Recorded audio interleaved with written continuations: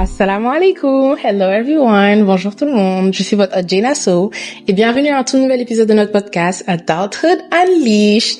Déjà avant de commencer l'épisode, j'aimerais souhaiter un excellent mois de Ramadan à tous les musulmans qui nous écoutent, que ce mois soit source de bénédiction et de paix pour tout le monde. En ce mois de Ramadan, je voulais faire un épisode spécial Ramadan, obviously.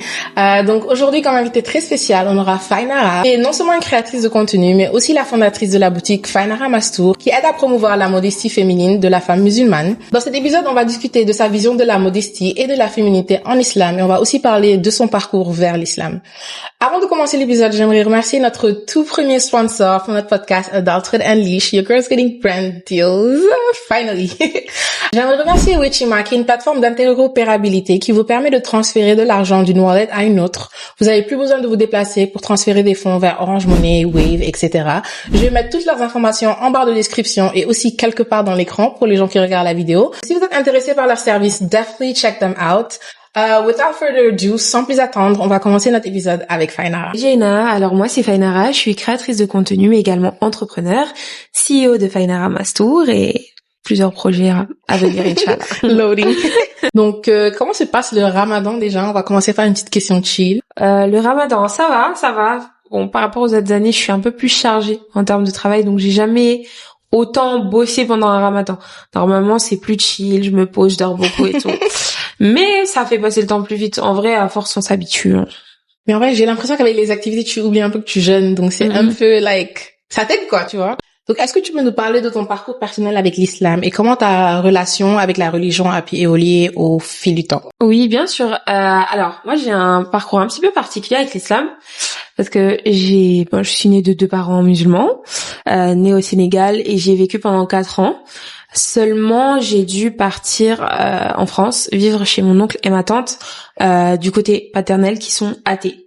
Et que j'ai très vite considéré comme mes parents et du coup qui m'ont inculqué la culture athéiste parce que ils voulaient pas de religion chez eux, ils n'y croyaient pas, ils ont malheureusement eu une relation avec la religion un peu compliquée qui fait qu'aujourd'hui ils n'y croient plus. Et voilà, moi je me suis toujours posé des questions étant jeune, j'ai toujours cru en Dieu, mais et j'ai toujours su que j'étais musulmane, mais je pouvais pas pratiquer.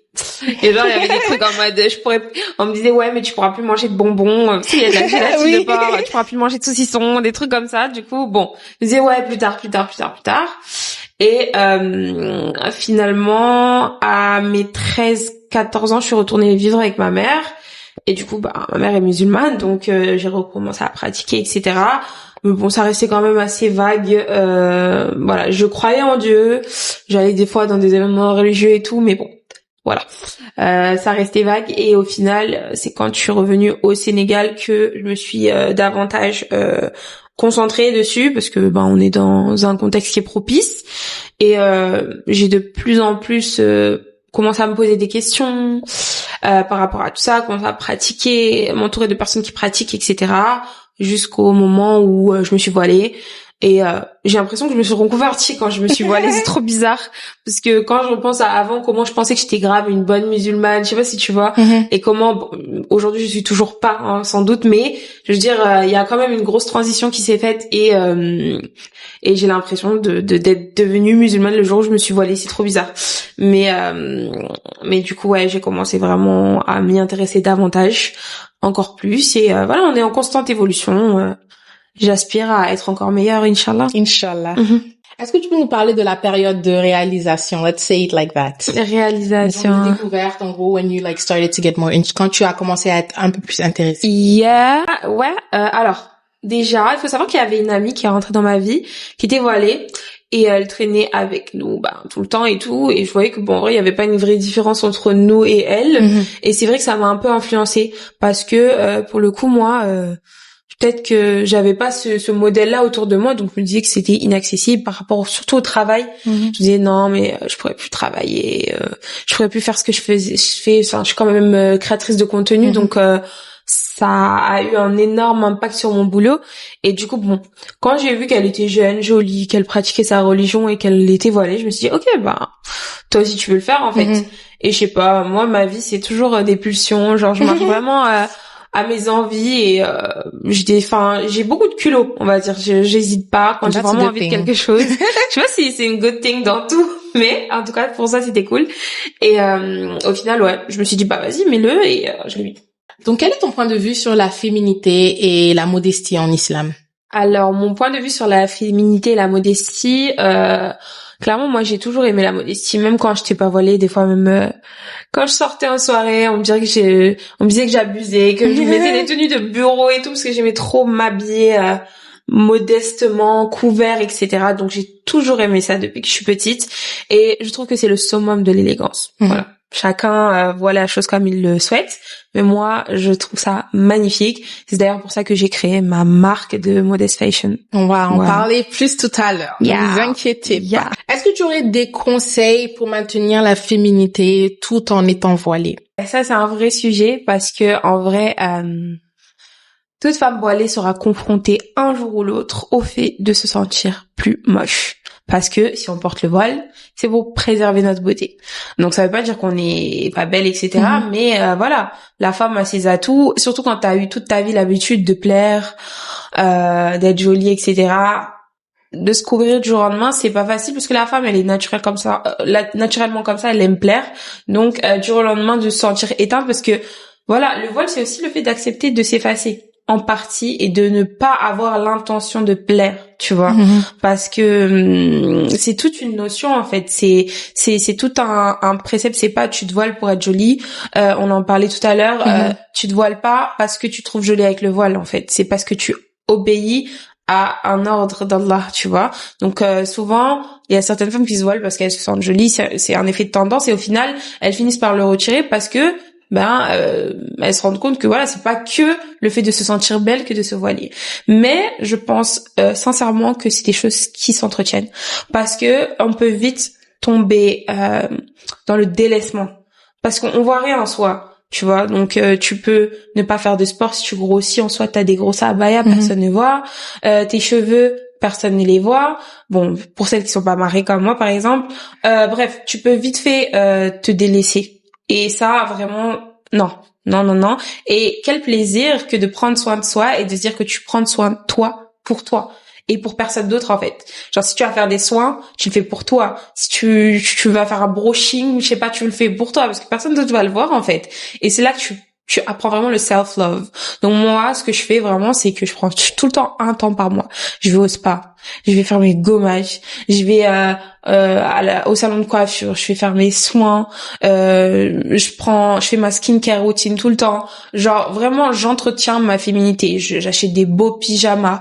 Vraiment, j'entretiens tout ça. C'est pas parce qu'il y a personne qui voit ça que je suis pas belle, en fait. Je me sens belle, et des fois je suis très très belle avant de sortir de chez moi, et je me dis waouh, là je cache tout ça, genre là je cache tout ça, donc c'est encore mieux, tu vois. Je couvre ma tête et tout, et je sais genre qui je suis, et je me sens belle, soit avec ce bout de tissu ou non. Donc voilà. That was really good. Thank you for that. Welcome. Comment est-ce que tu as pu vivre la transition entre ton ancien contenu et ton nouveau contenu, et aussi harmoniser ta vie religieuse avec tes social media, tes réseaux sociaux, en gros? Alors, c'était une transition, et c'est une transition qui encore aujourd'hui n'est pas facile, parce que vous savez, quand on vous connaît pour quelque chose en particulier, et que du jour au lendemain, alors que vous avez une communauté de millions de personnes qui vous suivent derrière, vous décidez que non, ce sera plus ça, c'est une nouvelle moi, et si vous l'acceptez pas, bah tant pis, c'est compliqué.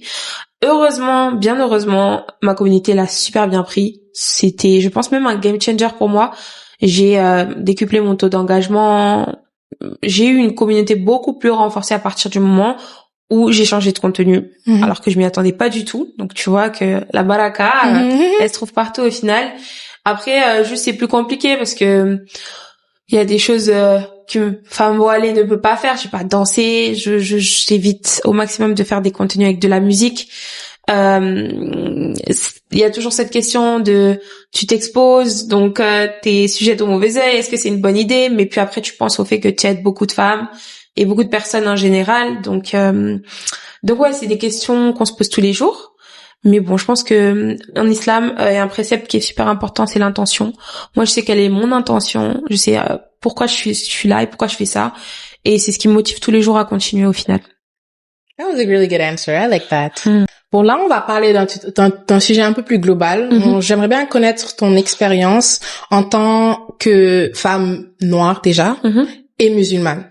Parce que j'ai l'impression qu'il y a beaucoup les personnes qui ne connaissent pas trop l'islam, on va dire, c'est un peu des stéréotypes. C'est comme si les seuls musulmans c'est les arabes, tu vois. Donc j'ai l'impression qu'en étant une femme noire déjà, un homme noir, whatever, et étant musulman, tu as différents challenges et différents défis qu'une personne arabe n'aurait pas. Donc j'aimerais bien avoir une conversation sur ça. Quelle était ton expérience? Et bon, si tu as eu des expériences qui t'ont un peu marqué, let us know.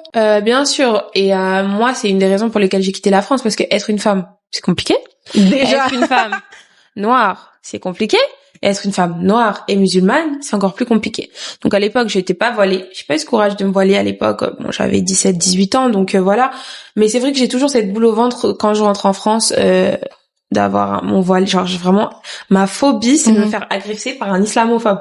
Genre, je pense à ça tout le temps quand je sors. Dieu merci, ça m'est pas arrivé. Parce que je pense que quand même, c'est en train de se démocratiser. Il y a de plus en plus de voilés en France, machallah. Et en plus, il y a de plus en plus d'enseignes qui acceptent les femmes voilées. Donc voilà. C'est on va dire, c'est un combo en plus. Genre, être femme, être noire, être truc. Donc c'est vraiment pas le combo gagnant pour vivre en société occidentale. Mais disons que ouais, ça se démocratise et alhamdoulilah. Personnellement, j'ai l'impression que aux États-Unis, c'est plus facile avec la religion, parce que j'ai l'impression qu'aux États-Unis, c'est vraiment un endroit où il y a toutes les ethnicités, toutes les différentes cultures, toutes les religions. C'est vraiment un melting pot. Donc moi, personnellement, je me suis rendu compte que c'était un peu plus facile d'apprendre sur ma religion quand j'étais dehors, quand j'étais hors du Sénégal, parce que non seulement au Sénégal, il y a beaucoup de mélange avec la culture. Tu vois, donc il y a beaucoup de choses que c'est pas spécifiquement islam, c'est plus Sénégal.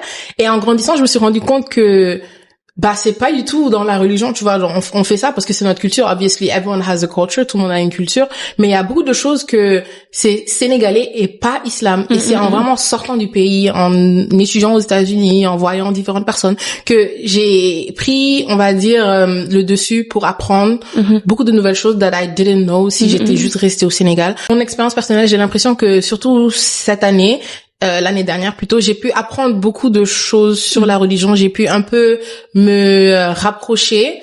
Et ça, c'est parce que j'étais hors du Sénégal, parce que j'ai pu apprendre cette religion en dehors du lens sénégalais, tu vois. Et je pense que il y a beaucoup de personnes qui peuvent nous écouter qui ont aussi ce point de vue avec la question que j'ai posée. C'est juste que il y a beaucoup de gens, surtout aux États-Unis, qui étaient un peu choqués quand je leur disais que j'étais musulmane. J'ai l'impression que quand tu es noire, ils s'étonnent pas que tu sois musulmane depuis la naissance. Ils disent que peut-être tu es une revert, donc une convertie. Ils se disent que bon, ils veulent un peu t'aider parce que t'as pas de connaissances, si tu connais pas trop sur la religion, alors que bon, I have been Muslim my whole life. Donc je veux dire que c'est juste un peu dommage, parce que je me dis que l'islam, c'est pas une ethnicité, c'est pas une couleur de peau, c'est vraiment everyone can be Muslim. Donc c'est juste je vais conclure un peu ce débat pour dire qu'il y a beaucoup de personnes qui associent l'islam ou être musulman à la culture arabe, et ce n'est absolument pas ça. Il y a absolument beaucoup de différentes cultures, des Africains, des Asiatiques, des Indiens, beaucoup de différentes cultures. Donc voilà, that was my kind of end point.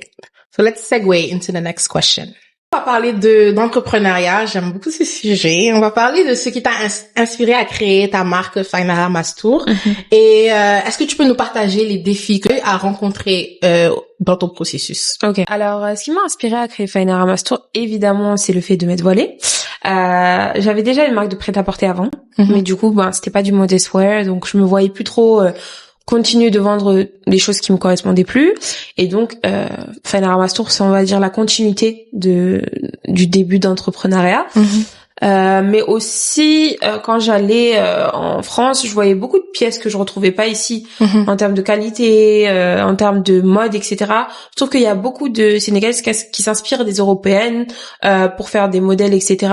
Mais on retrouve pas les pièces ici. Donc je me suis dit, bon, moi je peux faire la transition, donc pourquoi pas lancer ma collection et lancer à bas prix pour que un maximum puisse s'habiller et s'y reconnaître. Et alhamdoulilah, ça a marché. J'ai eu un bon retour de ma communauté qui m'ont énormément soutenue. Jusqu'aujourd'hui, je suis choquée parce que ça fait même pas 3 mois qu'on a lancé la boutique. Ah ouais, ça fait même pas 3 mois. Pourquoi j'ai l'impression que c'est beaucoup plus? Am I tripping? Non, c'est ouf parce que même bon, j'avais lancé la boutique en ligne en octobre. Et en même pas 2 mois, j'ai pu ouvrir une boutique physique, donc c'est déjà énorme.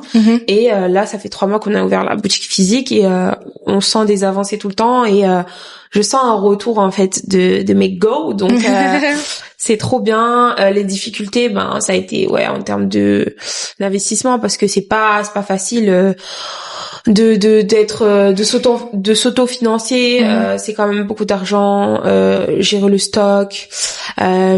La boutique, si petite soit-elle, c'est un coût énorme. Genre, on s'attend pas à ça. Franchement, moi, je pensais que pas que c'était aussi cher de lancer une boutique au Sénégal. Et j'imagine même pas une plus grande boutique combien ça devrait coûter. Genre, vraiment, c'est cher, les gars. Moi, c'est pas, c'est genre super cher. Donc, j'étais là à Dadjale Khalis, genre, j'ai tellement économisé, genre vraiment c'était des mois de restrictions et peut-être je me permets pas encore de me verser de l'argent parce que je veux que mon entreprise évolue, etc. Donc c'est des sacrifices, c'est énormément de travail et de temps, donc voilà, mais beaucoup de retours. Je vois que les femmes se sentent belles, prennent confiance en elles et se sentent stylées, et moi c'est tout ce qui m'importe. Est-ce que tu as eu des cours en basically comment commencer un business, ou tu as une formation, quelque chose comme ça, ou c'est vraiment juste avec le temps que tu as pu apprendre beaucoup de choses? Moi, j'ai fait des études en marketing et intelligence des affaires. Mais bon, je me suis arrêtée au niveau licence. En vrai, tout ce que j'ai appris, je peux dire que j'ai surtout appris sur le terrain. Ça a été j'ai appris sur le tas et je trouve que c'est la meilleure expérience au final. J'ai essayé de m'entourer de beaucoup d'entrepreneurs, j'ai posé beaucoup de questions, j'ai demandé à beaucoup de personnes de me conseiller, etc. Et puis je me suis surtout fait ma propre expérience au final parce que il y a que ça qui marche. Vous faites vos propres études de marché et vous voyez, vous prenez des risques. L'entrepreneuriat, faut que vous preniez des risques. En parlant d'acheter, en parlant de boutique, en parlant de business, je vais refaire un autre shout-out à notre sponsor Wechima. Donc, vous pouvez faire vos transferts de différents wallets et aller shop, obviously, chez Fine Store. Donc, c'est bénéf. Donc, je vais faire un petit shout-out encore une fois. Est-ce que tu peux nous parler des préjugés, des stéréotypes auxquels tu as été confrontée dans ta pratique religieuse et en tant que femme noire et musulmane? Ok, donc le plus grand problème que je rencontre en général, c'est qu'on remet souvent en question mon intention. Étant donné que j'expose, et j'essaie en vrai de pas exposer de fou, mais que j'expose mon quotidien sur les réseaux sociaux, il y a certaines personnes qui soupçonnent le fait que je me sois voilée pour le marketing, tu vois, genre que le buzz. Ouais, genre que je me sois voilée pour ouvrir une marque de vêtements modestes, etc. Et bon, c'est compliqué parce que même au final, quand tu veux faire les choses bien, on va dire que tu veux faire les choses mal, mais bon, en vrai, il faut pas écouter les gens, voilà, enfin moi je les écoute pas. On va dire que c'est ça mon plus gros problème. Sinon quoi d'autre? Que il y a ce côté aussi culturel dont on parlait. Voilà, moi je suis très j'essaie de suivre la sunna, tu vois. Donc certaines fois j'ai eu quelques petits problèmes par rapport au fait que certaines personnes pensent que je suis trop arabisante, genre en mode si je porte un jilbab, je suis déculturée, je suis pas une vraie sénégalaise parce que je porte un jilbab. Déjà que j'ai une tête d'arabe. Where are you from actually? I'm from here. I'm Senegalese in Spanish. Oh, do you speak Spanish? No. That would have been so cool. Ça serait trop bien. Non, mais du coup, déjà que je ressemble à une arabe, en plus, dès que je vends des rimards, des abayas, pour eux, je suis en train de déculturaliser le Sénégal, la femme sénégalaise qui a à proprement parler sa culture et ses vêtements. Et donc, ça a créé plusieurs débats. Certaines fois, genre, en mode, je suis une complexée des arabes et tout. And they are... En vrai, moi, je me suis rendu compte que les gens, ils vont toujours parler. Si tu fais des trucs bien, ils vont dire, she had an ulterior motive. Ou si tu fais des trucs mauvais, ils vont parler.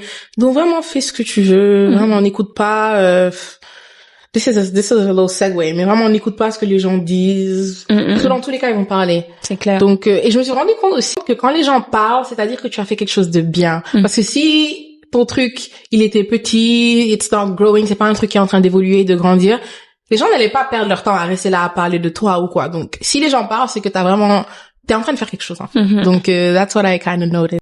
Mais au-delà de ça, certes, il y a toujours des critiques, mais moi, ce qui me motive le plus, c'est de savoir que j'inspire des femmes. Il y a certaines femmes qui viennent des fois à la boutique, genre les larmes aux yeux, juste pour dire que je les ai inspirées. Il y en a qui t'appellent chaque jour pour dire grâce à toi, j'ai eu le courage de me voiler, grâce à toi. Mais moi, il y a rien qui vaut tout ça en fait. Il y a aucune critique qui peut me permettre d'annuler tout ça. C'est que de la bienveillance, et si j'aide des femmes à évoluer et à se concentrer dans leur religion, mais alhamdoulilah en fait, tu vois, genre je peux même dire que c'est ma plus grande fierté, et c'est mon objectif. En réalité, c'est que je me dis que c'est pas aussi évident d'avoir un déclic, et j'ai eu la chance de l'avoir. Si je peux permettre à des femmes de l'avoir également, ben c'est bingo pour moi. Sur le thème du Ramadan, bon, ma dernière vidéo avec Nafi Daily, on parlait des bonnes routines. Donc j'aimerais bien te poser quelle est ta routine Ramadan, si tu as des conseils, des bonnes habitudes. Ouais, j'ai certains conseils. Alors déjà en termes de cuisine, pour celles qui cuisinent, ce que je conseille, c'est vraiment de préparer genre toutes vos farces avant. J'avais dit ça sur Snapchat il y a quelques jours. Vraiment pour tout ce qui est briques, même si vous faites de la viande hachée pour, je sais pas, des plats comme la bolognaise, les lasagnes, etc. Le fait de préparer en fait vos sauces à l'avance, ça va vous faire gagner tellement de temps. Genre, vous prenez une journée, préparez toutes vos sauces poulet, sauces, toutes vos sauces. Comme ça, vous êtes tranquille pendant tout le mois. Vous avez juste à les décongeler et les mettre avec vos accompagnements. Donc ça, c'est plus en termes de cuisine, etc. Aussi, ce que je fais en général, c'est que je m'organise un planning. Parce que j'aime bien moins de goût dehors. Parce que en vrai, c'est un peu pesant de jeûner, en plus de cuisiner tout le temps et tout. Donc, en général, je fais moitié-moitié. Genre, moitié ndogu à la maison, moitié ndogu dehors. Et donc, n'hésitez pas à vous organiser en fonction de ça, faire des plannings. Genre, lundi, je cuisine ça. Mardi, je vais faire ça.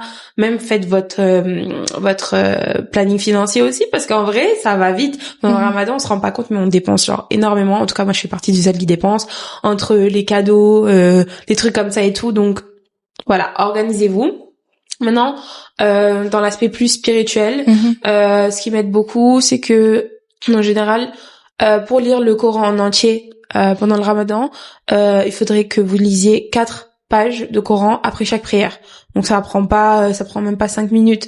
Vous posez après chaque prière, vous lisez 5 pages ou 4 pages, comme ça d'ici la fin du Ramadan, Inch'Allah, vous aurez finalisé complètement le Coran. Sinon, quoi d'autre?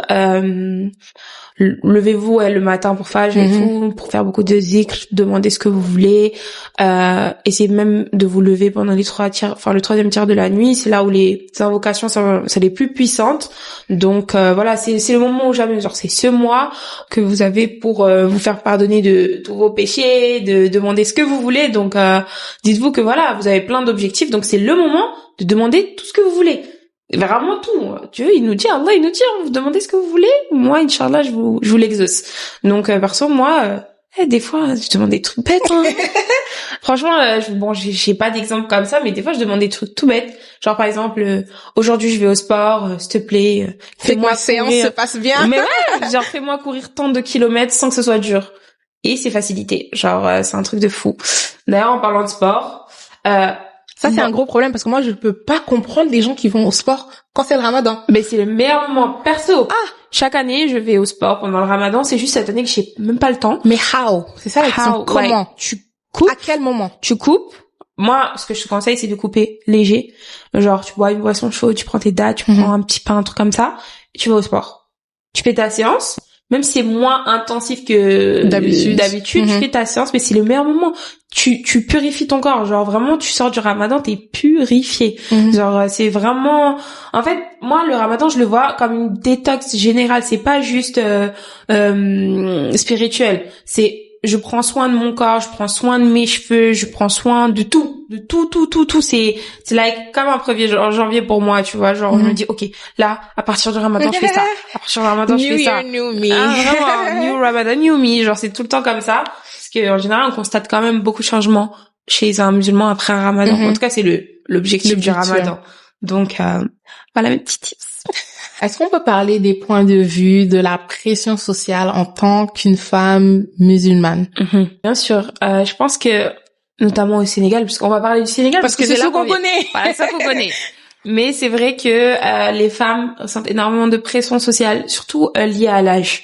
Moi, ça va, je la ressens pas encore, j'ai 22 ans, mais je sais que genre ouais. I thought you were older. Non, Je non. pensais on a le même âge. Ah Je savais ouais? pas, ouais. T'as 22 ans? Moi aussi, je pensais que t'étais plus vieille. Ah ouais? Ouais. Tu penses que j'avais quel âge? Je sais pas, 26. Mais c'est parce que j'ai toujours l'habitude de voir des gens plus vieux. Je sais pas si toi aussi. Genre, je suis toujours la plus jeune. Ouais, Du coup, dans ma tête, je me dis Ouais. toujours que la personne en face Oh est my god, plus... je pensais que j'avais 26 ans. En vrai, non, j'ai Elle dit me ça comme honte. ça. En vrai, j'ai pas réfléchi. Non, mais je rigole, ouais, je rigole. Là, il y a une fille, il y a un gars, il m'a dit que j'avais l'air d'avoir 30 ans, genre qu'il était choqué et tout. Donc 26, estime-toi, ouais, s'il te plaît, parce que moi, 30 ans, en fait. Le gars là, si À c'était quel pas... moment j'ai l'air d'avoir 30 ans? J'ai l'air d'avoir 30 ans? Si c'était pas le ramadan, J'ai l'air d'avoir 30 on aurait eu des problèmes. Tu as trop réfléchi, hein. C'est quoi ça? Elle a trop réfléchi, ouais. Mais non, pas du tout. Mais moi, presque personnellement, j'aurais dit 24. 24, 25, ouais. Non, j'ai 22. T'es une 2000, hein? Oui. Donc, qu'est-ce que je disais? Ouais, moi La ça va, pression on met sociale. pas encore trop la pression, mais j'avoue, à chaque fois je me dis, ok, mais c'est dans 5 ans que j'ai genre 27 ans. J'ai 27 ans, c'est chaud en vrai, genre. Moi, quand j'étais petite, je me disais, Genre. à 21 ans, I would have my Moi life j'étais, hey, together. moi 18 ans. Moi, bon bref, on était un peu non mais grave. Et puis je vieillis, même mes copines que je vois autour de moi qui vieillissent, elles ont l'impression de fou. Enfin, il y a certaines filles qui le vivent genre archi mal. Ouais, je parle vraiment du mariage, genre c'est surtout lié à l'âge. En général, on va te dire que la femme perd de sa valeur, que plus elle grandit, moins on la voudra, et bref. Et je sais qu'il y a beaucoup de femmes qui stressent à se marier, genre vraiment. Mais moi, tu sais, je suis en mode, si je suis pas mariée à 25 ans, c'est chaud. Alors qu'en vrai, il y a que Dieu qui sait. Genre, c'est Dieu qui a tracé notre chemin, hein. Tout est tracé, donc il y a pas de pression à se mettre sur ça, tu vois. Et je trouve ça vraiment dommage. C'est vraiment dommage parce que c'est comme si une femme qui a 28 ans, 29 ans, qui n'arrive pas à se marier, elle a moins de valeur. Tu vois, je trouve que c'est un truc de fou quand même. Comment ça, elle a moins de valeur? Non, elle a pas moins de valeur, elle a juste pas trouvé chaussure à son pied, tu vois. Bon, des fois, certaines fois sont compliquées aussi. Légal, surtout, je trouve que c'est trop chaud parce que à un moment, on dit, ouais, c'est ta faute, c'est toi qui repousses tout le monde, je sais pas quoi. Alors que, je suis en train de choisir la personne avec qui je vais passer le reste de ma vie, en fait. Et je sais pas si vous vous rendez compte, mais le choix du partenaire, c'est tellement important parce que ça va vraiment impacter, genre, la trajectoire de ta vie. Donc, je suis désolée, mais on va se calmer. Ouais, on va y aller mollo. On va vraiment voir ce qui se passe parce que, donc, si vous vivez cette pression, vraiment, turn off the voices, don't rush, ne vous précipitez pas, prenez votre temps, faites votre choix. C'est votre vie. Surtout quand on voit le taux de divorce, genre c'est affolant. Ça me fait trop peur. Genre vraiment, je flippe. Parce que tu sais, c'est pas comme si c'est pas récurrent. Tu sais, des fois dans la vie, t'es toujours maintenant, moi je vais réussir là où les autres ont échoué. Ça fait quand c'est genre personnes sur 10 qui ont échoué, genre t'es en mode, ouais. J'ai juste l'impression que la plupart du temps, tu penses que c'est toi qui as le contrôle, tu vois. Alors que, donc tu te dis que, ok, la personne, elle a pas réussi, mais si c'était moi, j'ai appris de ses erreurs, je vais pouvoir réussir. Alors que non, en fait, c'est pas nous qui décidons ce qui se passe. C'est, comme t'as dit, c'est déjà tout écrit. Donc, si tu dois vivre certaines expériences, je suis désolée, mais que tu vas les vivre dans tous les cas. Donc, ouais, c'est juste vraiment apprendre à let go. Dire que c'est la vie, ce qui va venir vers moi va venir vers moi. God's decree, divine decree. Il y a un mot en arabe pour ça. Mais vraiment, tout ce qui est pour toi va venir vers toi. Tout ce que tu dois vivre, tu vas le vivre. Et la plupart du temps, des fois, tu vis des trucs que tu te rends pas compte. C'est des mauvaises choses in your eyes. Mais après quelques années, tu vas te rendre compte que this was the best thing that could have happened for me. Tu vois, ça, c'est la meilleure chose qui aurait pu m'arriver. Je vais donner mon exemple personnel. Là, on parle plus de mariage. La question, c'était la pression sociale, mais on est vraiment en train de segue into something else. Donc, quand j'ai gradué en mai 2023, quand j'ai fini mon diplôme, j'ai appliqué pour trouver des jobs aux États-Unis. Donc, I was applying, et je trouvais rien. Et je faisais les interviews, genre, je sais pas si vous savez comment aux États-Unis ça marche pour avoir un travail, mais tu basically postules avec ton résumé et tout. Et les interviews là-bas, c'est vraiment hell. C'est l'enfer. Parce que tu peux faire 6 round interviews, on te donne different assignments in each interview, on te dit de faire un projet, des présentations, pour à la fin, t'envoyer un email, te dire, finalement, on est parti avec quelqu'un d'autre, tu vois. Donc, à la fin, si tu en fais beaucoup, tu vas te rendre compte que tu vas te poser des questions sur toi-même parce que tu vas te dire, est-ce que c'est moi le problème? Genre, why am I not enough?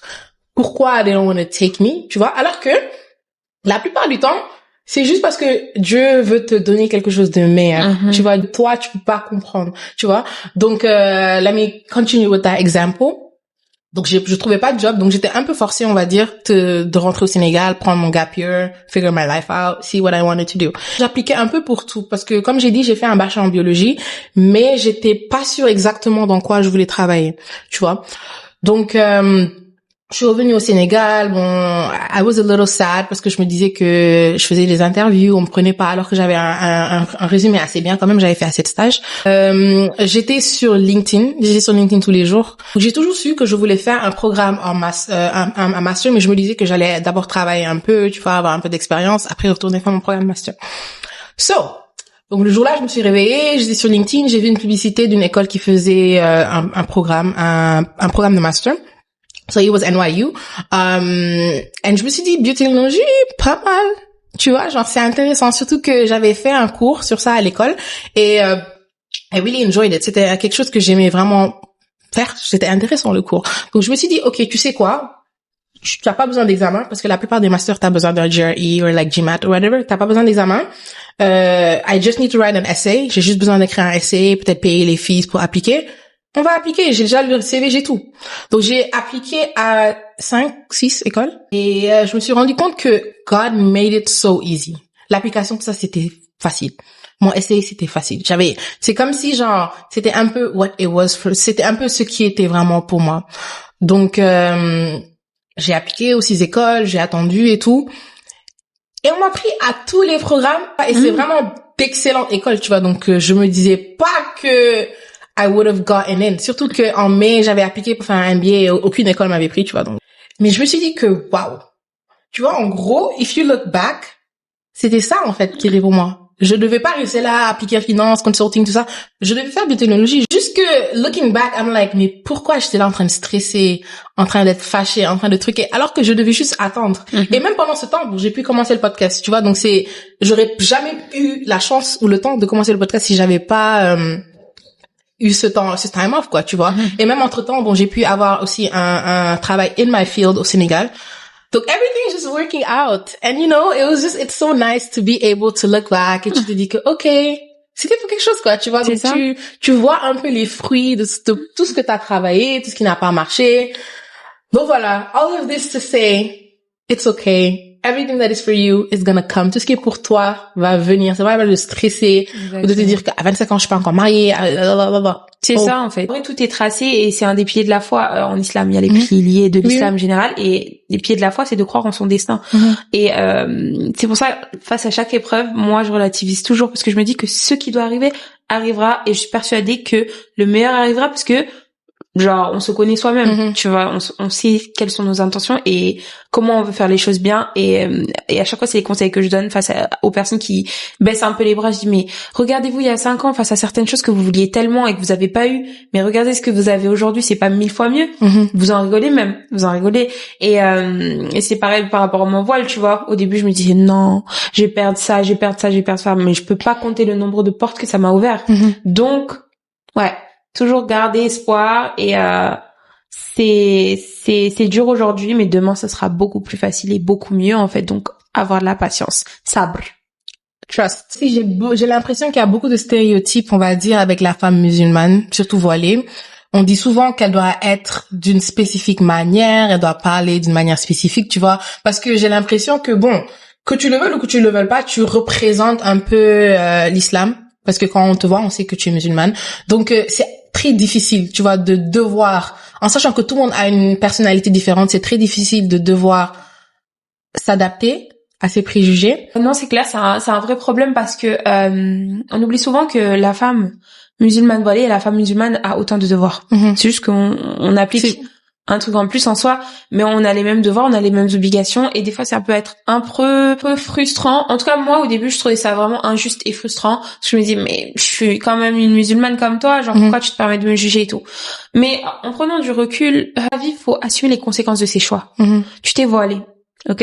Tu t'es voilée et tu prends tous les côtés positifs de la femme voilée. Donc forcément, t'es ambassadrice en fait de l'islam, que tu le veuilles ou non, et tu prends tous ces bons côtés-là. Donc, faut aussi prendre les mauvais côtés. t'es voilé, évite de faire certaines choses. L'idée de brandir ce drapeau-là. Alors ouais, ce sera pas facile tous les jours, mais ça a été ton choix aussi avant tout, tu vois.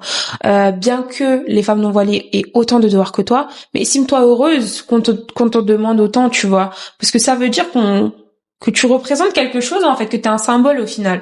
Donc au début, moi, j'avais tendance à le prendre super mal, et au final, je me suis dit, en vrai, c'est pour mon bien. Enfin, même les personnes qui veulent me tacler avec ça, elles me font avancer. Parce qu'elles me disent, fais pas ça, t'es voilée. J'arrête de le faire au final, et je vais pas en mal, tu vois. Bon, il y a certains trucs, par contre, je suis pas d'accord avec. Il y en a qui abusent trop, on peut respirer, hein. On peut vivre au cas où, on peut sortir et tout, on est toujours des humaines. Il y a des trucs, je suis pas d'accord, mais il y a des trucs quand même. Voilà, au début, genre, je continue à faire mes TikTok, avec de la musique, des fois je dansais et tout, bref. Pour finir, est-ce que tu aurais des recommandations de lecture ou de ressources pour les personnes qui sont intéressées par l'islam? Oui, alors, moi je suis pas une grande lectrice, mais par contre, j'ai connu en fait, je me suis rendu compte que j'aimais beaucoup lire depuis que je lis des livres islamiques. Donc, je conseillerais vraiment aux personnes qui commencent de lire les œuvres d'Al-Ghazali.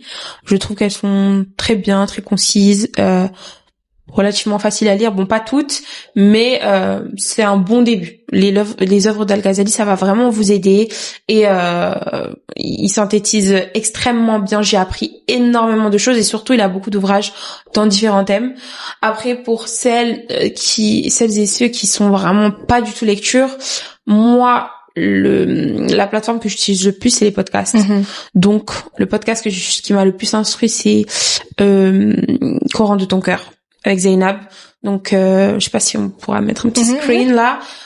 Coran de ton corps, c'est une femme qui est médecin. En plus, elle a parcourisé le Coran. Enfin bref, elle est exceptionnelle, et elle m'a appris genre tellement de choses. Elle a une voix douce, elle apprend les choses. Des fois, elle te fait un podcast entier sur un seul verset, et elle t'explique tout d'une seule phrase. Elle arrive à en parler pendant 30 minutes, et elle te transporte, t'apprend plein de choses. Elle étudie vraiment les sourates, et elle maîtrise parfaitement l'arabe et ses nuances. Donc elle te permet de mieux comprendre aussi certaines fois c'est quoi le terme là en arabe, ça veut dire ça, mais en français qu'est-ce que ça voudrait dire. C'est un mélange de ça.